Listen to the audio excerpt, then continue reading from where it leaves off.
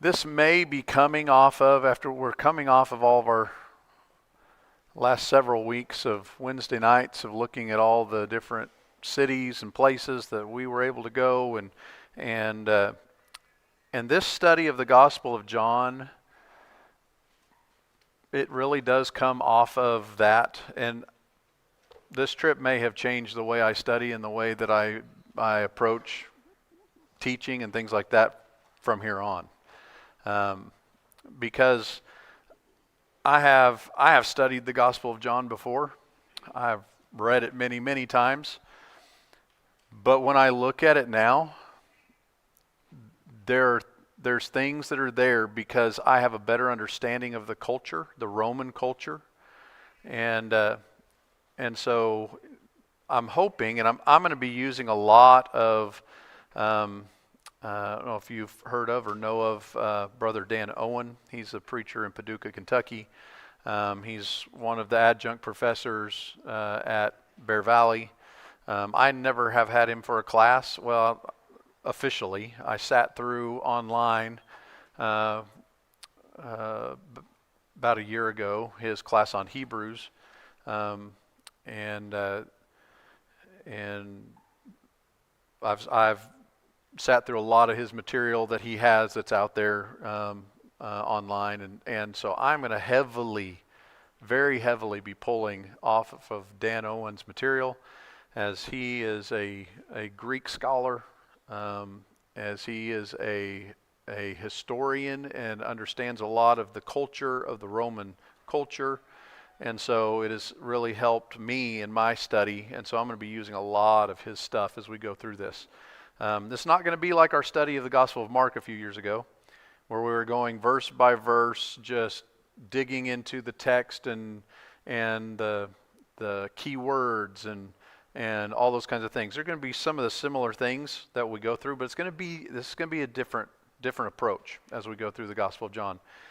I'm going to take tonight and probably next week to kind of do introduction into what this is all about, to give you a little bit of that foundation of why did John write what he wrote and how he wrote it. There's a reason. And I want us to use this study to learn how we might be able to reach out to people who are not like us. How can we teach people the gospel who might have a different worldview than we have? They don't have a Christian worldview. They don't believe in the God that we believe in. There's a lot more people like that around us in the world today. Well, what did John do as he's writing this gospel? As we look at the gospels, all the gospel accounts, like the Gospel of Matthew is one that, hey Pete, Tim, is he back there? Hit a button for me. It's not. There we go. When you look at the different Gospels, we know they were all written with different purposes. Matthew was primarily written with the Jews in mind, writing to them about proving to them that Jesus was the promised Messiah. Luke seems to have written his Gospel to assure Christians that what they have been taught is correct and to give them confidence. Mark wrote his Gospel, as we went through that Gospel in detail, to give evidence first that Jesus is the Son of God, and then to show what our lives need to look like if we truly believe that he's the Son of God. But John, however, is a horse of a totally different color. John is different. He is trying to connect with pagan, Greek, Roman people and the worldview that they have. It's not about connecting with the Jews at all. It is about connecting with pagans who are completely different, worshiping all the Greek and Roman gods and doing all of the things in their culture, and so it's completely different. And this hopefully will help us today, because it helps us to see how we can talk about Jesus to people who think very differently than we do. And just kind of get a timeline of what's going on here. this chart, you see crucifixion of Christ as well as the beginning of the church, beginning about 29 to 30 AD. You see 70 AD marked on the timeline when Jerusalem was destroyed. Well, we're 20 to 30 years after that.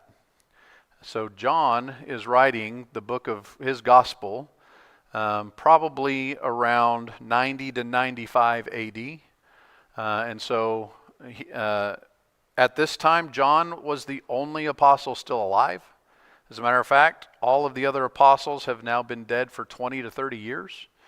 And he was not living in Jerusalem anymore. He's not even living in Israel anymore. As a matter of fact, we know that he is living in the city of Ephesus. And we went through, took 3 nights of our classes to go through the city of Ephesus and see everything that was there from our trip. So there in Ephesus, John is going to write his gospel. Some believe he wrote the book of Revelation while in Ephesus because the book of Revelation only tells us that he had the vision while on the island of Patmos. It doesn't say he wrote it on the island of Patmos.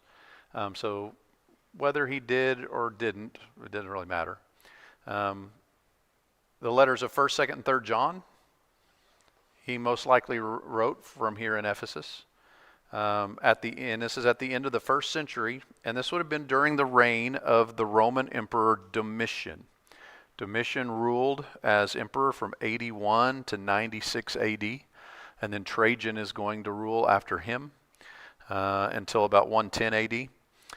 But what I want to do before we jump into the text of the Gospel of John is I want to show you several sources from early Christian writings, not in the Bible, but early Christians. And these are people who they lived close to the time of John, and they gave historic testimony about John. So it just gives us a little bit of information showing people that live. You can hear scholars today that are 2,000 years removed from the time of John giving you their opinions of John and where he was and what he was doing. Or we can go back to people who were living within 100 to 200 years of the time of John and see what did they know about him. They probably have a more accurate understanding. The first one, a man by the name of Hippolytus. And Hippolytus was born about 70 years after John's death. And so he says this, he says, John, again in Asia, was banished by Domitian the king to the Isle of Patmos, in which also he wrote, and in Trajan's time, he fell asleep in Ephesus, where his remains were sought for but could not be found.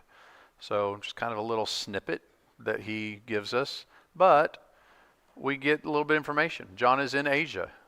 Ephesus is in Asia Minor. So that all fits. During the time of Domitian, that fits our timeline. Trajan's time, when Domitian died, John was released from the island of Patmos. He went back to Ephesus and then died during the reign of Trajan. And so that all fits. Irenaeus, who wrote about 130 AD. This is maybe 20 to 30 years after John. Someone who very likely knew John himself, or at least was familiar with him. He says, afterwards, John, the disciple of the Lord, who also had leaned upon his breast, did himself publish a gospel during his residence at Ephesus in Asia. Eusebius is a little bit later. He's in the 300s AD, but Eusebius was a historian. So what he did is he went back and he found all of the writings of early Christians that wrote about Jesus, wrote about the church, wrote about the apostles, and he tried to find as many sources as he possibly could to be able to write as accurate of a historic account of what went on. And so Eusebius tells us that at the time the apostle and the evangelist, now the word evangelist, at that time was referring to someone who was an author of a gospel. The word gospel is euangelion. It's It's where we get the word evangelist. And so in the early church, the ones who were evangelists were ones who were writers of the Gospels, or it could have been a proclaimer of the Gospel. But he refers to the evangelist John, the one who Jesus loved, was still living in Asia and governing the churches of that region, having returned after the death of Domitian from his exile on the island. So, like we said, Domitian, he died in the year 96. John returns to the city of Ephesus, writes his gospel while he's there. Eusebius goes on and says, and that he was still alive at that time may be established by the testimony of two witnesses. They should be trustworthy who have maintained orthodoxy of the church.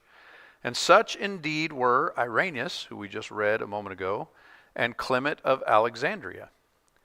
He says, the former, in the second book of his work, Against Heresies, writes as follows, and all the elders that associated with John, the disciple of the Lord in Asia, bear witness that John delivered it to them. For he remained among them until the time of Trajan. So it's talking about his gospel. So all of the elders in the churches in that area testify John delivered to them his gospel, his account of the life of Christ. So what we're doing here is we're getting various witnesses who were alive shortly after John, and all of them unanimously tell us John was still alive on into Trajan, the reign of Trajan, which would take us into the first few years of the 2nd century. Now, Clement of Alexandria was mentioned just a moment ago, and Clement, he says this. He says, but John, this is about 180 AD, so this is 70, 80 years after John's death. He says, but John, the last of all, seeing that what was corporeal, that means fleshly, physical, was set forth in the Gospels. So that's Matthew, Mark, and Luke. So here is John looking and seeing Matthew, Mark, and Luke. They have written all of the accounts dealing with the physical things that Jesus did, his miracles, all of those things that people saw him do. But he goes on and he says, but on the entreaty of his intimate friends and inspired by the Spirit, he composed a spiritual gospel.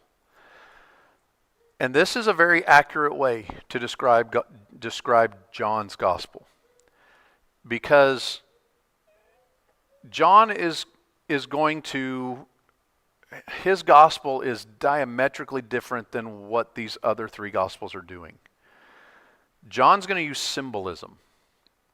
He's going to be taking some kind of a physical illustration and talking about what it means spiritually. The other gospels don't do that, not like John. And the reason John saw a need to do this had everything to do with the people that he was living amongst in the city of Ephesus, in Asia, in that part, that Roman culture.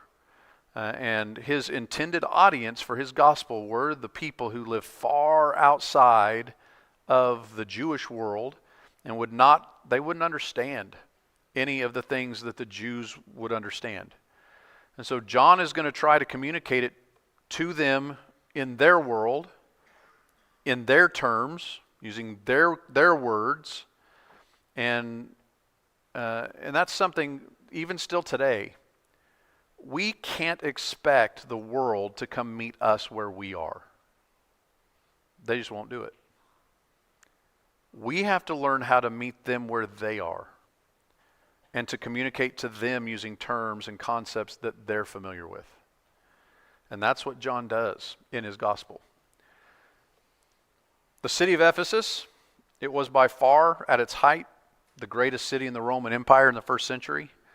Rome was obviously a great city, but Rome had a reputation of being dirty.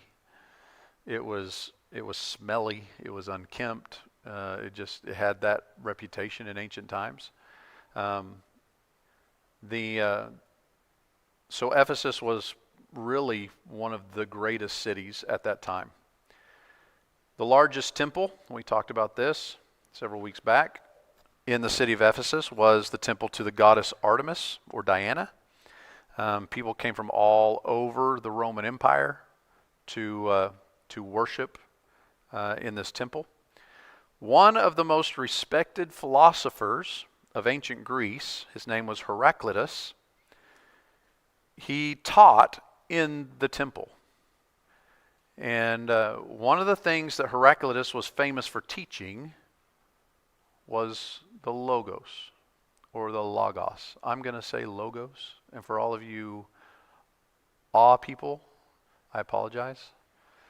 In Greek, the letter is Omicron, and so there is another O, the Omega, which gives a long O, but I grew up saying Logos, and I was taught Logos, and it's stuck in my brain, and so that's what's going to come out. So John is going to begin his gospel by saying what? In the beginning was the Logos. And the Logos was with God, and the Logos was God. Okay? So this school of one of the most well-known philosophers of ancient times was teaching right there in the very city that John was living in. And so this teaching was very prevalent, and John is going to use the things from these philosophers because that's what Greek culture, that's what they looked at, was philosophy. And so now it would be great if we had time to read all of the writings of Heraclitus, the famous Ephesian Greek philosopher, but we don't. So I'm going to abbreviate it a little bit in the context to fit what we're talking about here. There's an account that has been found, an ancient writing, where Heraclitus was teaching a class of young students, and this is a writing from one of his students. And so it says this: we were talking about the Logos. And do you know of the Logos, young man? No, teacher, I said. Here is all the wisdom I have, boy. There is a formula, a binding and a loosing, a single coherent thought that makes the universe as it is. And we who sit on these steps call it the Logos. Understand?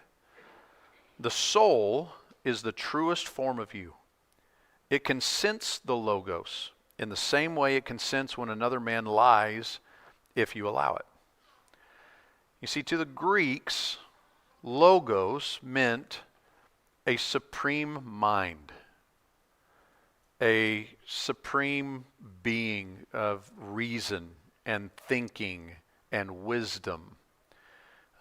They believed that before there was anything, there was mind. And although they couldn't fully explain it, they didn't completely understand it, they were able to see the design in the world and the reason in all of creation. And it gave them evidence that there was some kind of a higher mind that was ultimately in control of everything. They did have that belief. They didn't connect it with a person. They didn't connect it with even one of their gods. But that was part of their belief. And so, people of the non-Jewish world many times were known or called philosophia. Philosophia. You figure out what that says, what that means? What is philo? Yeah. Philo is love, Philadelphia. And Sophia is wisdom. So it is the lovers of wisdom is what. But look at the two words, put it together, and what does that give us? Philosophy. So this is where philosophy comes from. They studied and wanted to have more wisdom about how everything worked. And that's, sometimes they were called sophists. Sophist for Sophia, for wisdom. You might hear that term every once in a while. They loved to read and study and think and meditate about the great truths of all the universe. They would study the teachings of the ancient philosophers like Plato and Aristotle and Pythagoras and a lot of others. And this is what they did. They had just a desire to know more and understand more. Now, we also need to note that in this Greek culture, that there were some things that were somewhat similar to the Jewish culture. And one of those was that they did practice sacrifice in their worship to their gods. There were often animal sacrifices, usually rams or bulls. And it was a really big deal if you were chosen to offer one of these sacrifices. Much like Judaism, blood was poured out on the altar. Some of the meat was consumed on the fire as an offering to whatever god they were worshiping. Then we mentioned a couple weeks ago the practice of augury. That was a common practice with these sacrifices. They would take the liver and the kidneys and other organs, and they claimed that they could see predictions about the future based on the conditions of these organs. So you offered this animal as a offering to the god of war, and so they would look at those organs and say, based on these organs, it looks like you're going to have a successful battle, or you might not want to go into this battle by the way these organs look. And that was one of the practices that they would do. They would offer prayers to whatever god or goddess they were worshiping, and then they would eat a sacrificial meal together. Some of the meat that was part of that sacrifice. 1 Corinthians, we have that issue raised whether Christians should eat meat that's sacrificed to idols. And so we see that practice. And so this was just a part of that culture. Everybody did it. It was like going to the grocery store or, ordering on Amazon. Everybody did it. It was just a part of their life. The Romans, they didn't have the same concept of sin as the Jews or the Christians had, but they did have a belief that the gods needed to be appeased. Most all of the Roman and Greek gods, they looked at them as gods that were always angry and always looking for ways to punish you. So you would offer sacrifices and you would do these things to try to appease the gods. And if they weren't mad at you, maybe they would allow you to have success. And so that's kind of the world and the thinking that they had. So they believed that they needed to ingratiate themselves to their gods through sacrifice if they wanted that god to treat them favorably. If any of you, maybe in college, had any philosophy classes, you might remember Plato's allegory of the cave. It's kind of a cool deal. I'm not going to go into detail on this. These are the kinds of things, though, that the people of that time believed in. Plato's allegory of the cave. In this cave, there are prisoners who are on this side of the wall sitting there, and they could see this wall where they could see the shadows that were being cast by these guys over here. They never saw anything else. They only saw the shadows. And so after decades and decades of only seeing the shadows, their whole world just revolved around the shadows. The shadows are the real thing. Well, Plato basically was trying to make the point that we as philosophers, we understand that the shadow is not the real thing. There's more to that. There's something that's causing the shadow. And philosophers are there to discover all of that is out there in the universe. And when we see something, there's got to be something more to it than that. And so that's a big part of this. And this is going to come into play with the way that John writes his gospel and how he does this.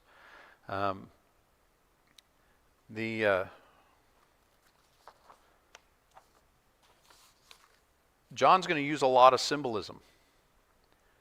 And he's going to use something that you see every day. And then he's going to explain that there's something much deeper and much spiritual about it. It's not just the shadow.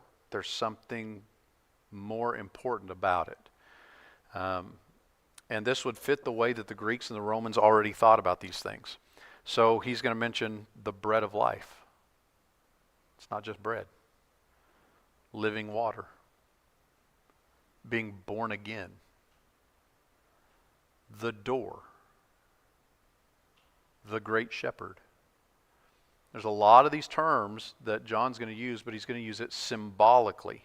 So, in Matthew, Mark, and Luke, they give you the story of Jesus feeding the 5,000, and it demonstrates the miraculous power that Jesus had. But John does something different with it. John says there's much more to the story. And as they see the bread that Jesus miraculously multiplies, John says, but Jesus is the bread of life. And so he's going to use this image, and he's going to bring a spiritual teaching out of it. The other gospel writers don't do this like John does. And so this is why Clement of Alexandria called John's gospel the spiritual gospel. That's the reason why. So John is he's trying to connect with these kinds of people. And he's going to slowly lead them in their understanding before he begins to even talk about Jesus.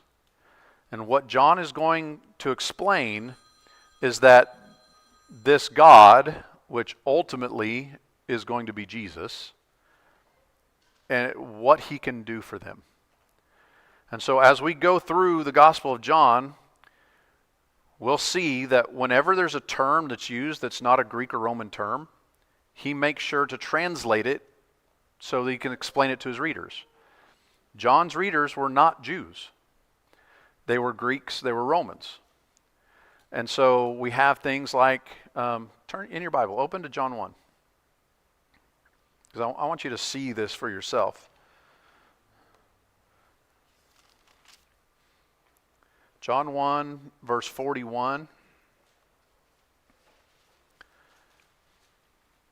And verse 41 says, he found his own brother Simon and said to him, we have found the Mashiach, the Messiah. And then what does John do next?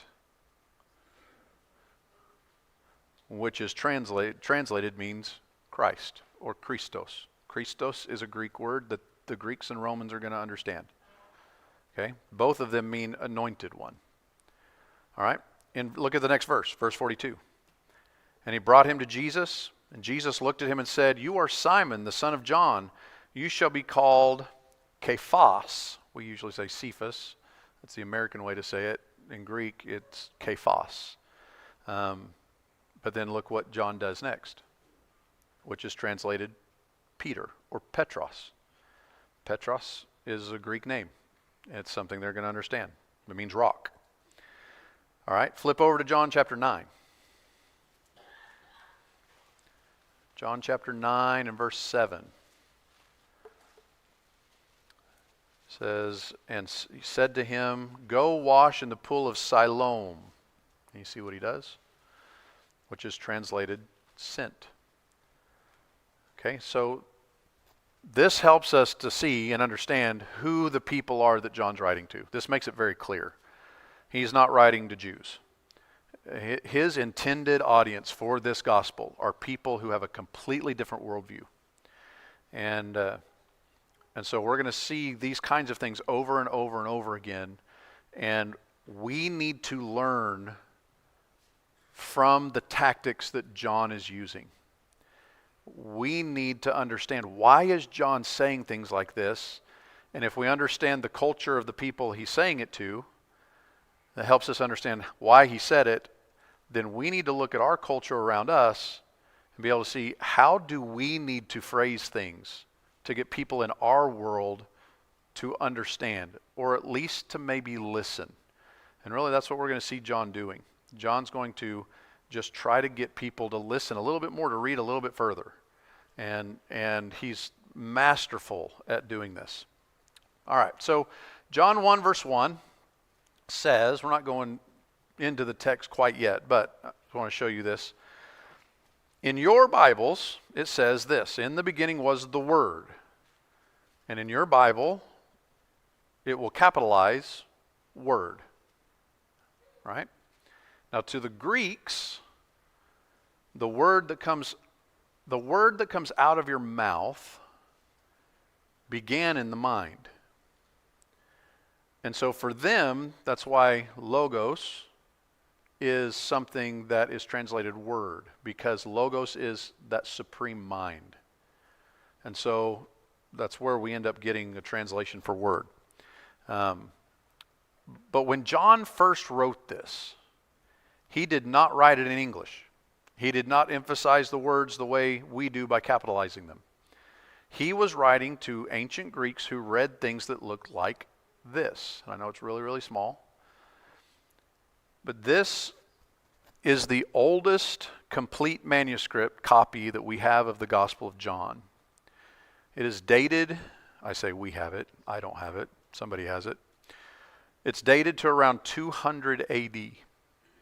So this is only 100 years after John wrote his Gospel. That's very, very close in date, considering ancient writings, ancient text. You look at any other ancient text, not things that aren't even the Bible. Take Homer's Iliad. They don't have anything near as close in date. And they don't have near as many copies as we have of the New Testament scriptures either. But the thing that most people don't think about, or probably don't know, is that when they wrote in ancient times, they only wrote in capital letters. We call them uncials. Let me zoom this in. It's going to get kind of blurry because zooming it in. Yes, sir. This one is just referred to as P66. Papyrus 66. Yeah. And you can kind of see it. It's kind of hard to. Papyrus were reeds that were stripped thin, and then they were pressed together. You have rows that go vertical, and then behind it you can see rows that go horizontal to hold it together. That's papyrus. So this is P66.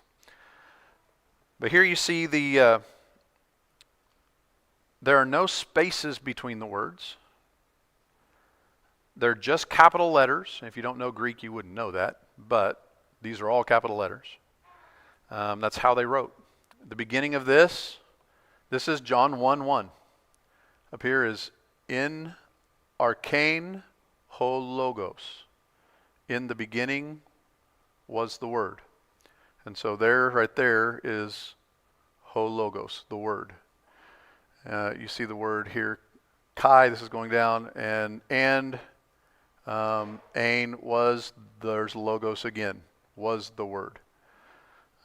So it's kind of cool when you see the way that's written. But they didn't capitalize the special words like we do in our English Bibles today. So when people read the Gospel of John in the first century, it would have hit them kind of like this. That's kind of hectic. But they were used to it. Yep. Yep. And I did that intentionally because that's how they wrote. If they didn't hyphenate and just have rules on you hyphenate after a certain syllable or anything like that. If they ran out of room, they just finished the word on the next line. And so this makes it very challenging when you're translating because it's hard enough to read it in English. Trying to do it in Greek is really, really challenging. So the word word, you look at it here, the word word right there, it's capitalized. But so is everything else. So when we read this in our Bibles, we have the additional help of scholars and translators who they already know that the word is referring to Jesus. So they capitalize it to help us process that in our minds. But those that read this in the first century, they didn't have that help. And I don't think that John wanted them to have that help. because he wanted to slowly and progressively lead them to understand that the Logos just happens to be this Jesus who God sent to this earth. But he's not going to get there right away. It's not till verse 14 that he's even going to start alluding to it. So John, it's like he's casting a lure out there. And he's trying to get the interest of the Greek and the Roman-minded people and to get them to follow him in his explanation until he's able to set the hook. He gets down to verse 14, and the Word became flesh. The Logos became flesh. And the Greek people, they would have gone, what?